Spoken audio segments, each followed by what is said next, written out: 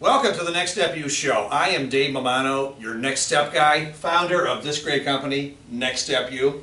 I am so excited today because I have the godfather of college counseling. Yes, he is the rock star, nationally known in his field as being a superstar rock star when it comes to college and career planning. James Malone, I get to call him Jim, PhD in school counseling, 40 plus years in the field, New York City, Long Island, now the Rochester area, and helped me to reinvent my company, NextStepU, where we do offer the college planning services. So Jim, thank you so much.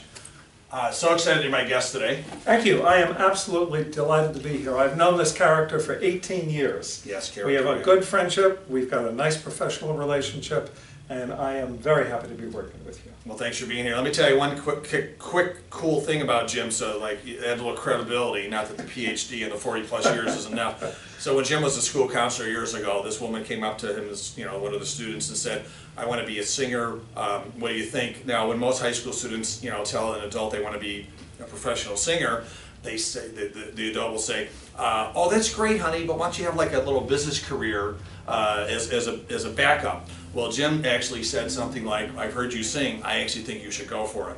Well, it was very good advice because that person was? Mariah Carey. Mariah Carey. So, and I have to say she was a delight to work with. She was a terrific kid and I'm very proud of her and very happy for her success. Yeah, and she gives him credit for giving her the inspiration to just go for it. So, well, I don't know about that. But yeah, no, she told me. So, so today what we want to do is we want to quickly cover one specific thing that you can do as a student to get the ball rolling in your college planning and your career planning. And it's all about learning about who you are, exactly. Learning about yourself, your innate strengths, your natural strengths, discovering those so that you could go along the career path and the college major path based on what you're naturally supposed to do anyway. There's the saying, do what you love and the money will follow. And very important, the whole idea really, Jim, is to get paid to do something you love doing anyway. Imagine doing something that you like doing anyway for a hobby, but get paid for it. Where is your passion? Where are your values?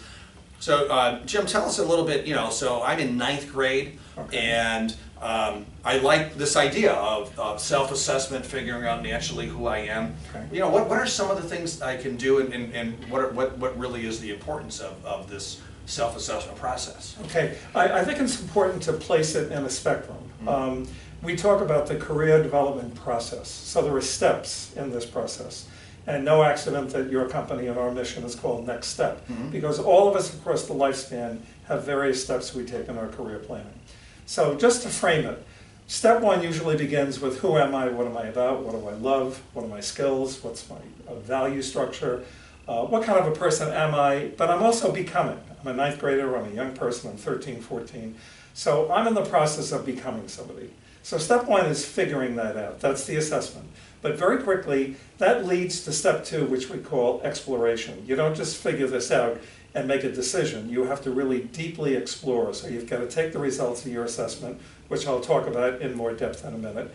And then you've got to do information interviews, you've got to do reading research, then you make a decision, and then you get to self-marketing, which is either the job search or college applications. Now, assessment. There are 4 or 5 traits that we really look at, and we get at it 3 ways. We talk about it, that's called expressed. The counselor interviews the student says, this is what I love to do, this is what I'm passionate about. We also do what we call a measured approach. Paper and pencil, or now in these days computer-driven assessment instruments like the self-directed search, the Harrington-O'Shea, the Myers-Briggs. There are a whole array of measurement techniques.